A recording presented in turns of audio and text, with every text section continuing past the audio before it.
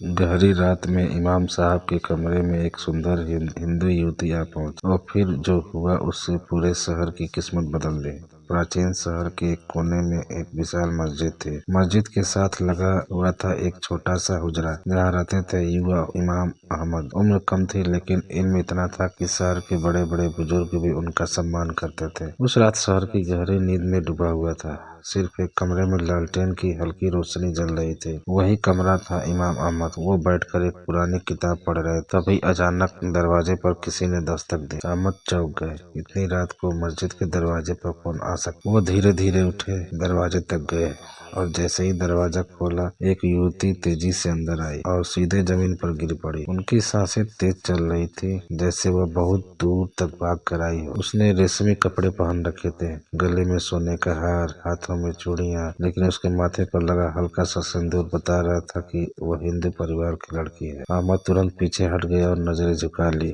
तभी वो लड़की अचानक उठी और इमाम अहमद के पैरों पर लिपट कर रोने लगी। वो कांपती आवाज में बोली, खुदा के लिए मुझे बाहर मत कीजिए, वे लोग मुझे मार डालेंगे। यह सुनकर अहमद के चेहरे पर चिंता की लकीर पड़ गई। उन्होंने गंभीर आवाज में पूछा, आप कौन हैं और इस वक्त यहाँ क्यों आई? लड़की रोते हुए बोली, मेरा नाम नीला है, मैं इस शहर के सबसे बड़े व्यापारी की बेटी। आज रात शहर के जालिम शासक जालिम खान ने मेरे पिता को मार दिया और अब वो मुझे ढूंढ रहा है। यह सुनकर अहमद के पैरों तले जमीन खिसक गई, क्योंकि जालिम खान का नाम सुनते ही पूरे शहर के लोग कांप जाते थे। नीला रोते हुए बोली, अगर मैं बाहर गई तो मेरी भी जान जाएगी और इज्जत भी। मैंने सुना है मुसलमान अमानत की हिफाजत करते हैं।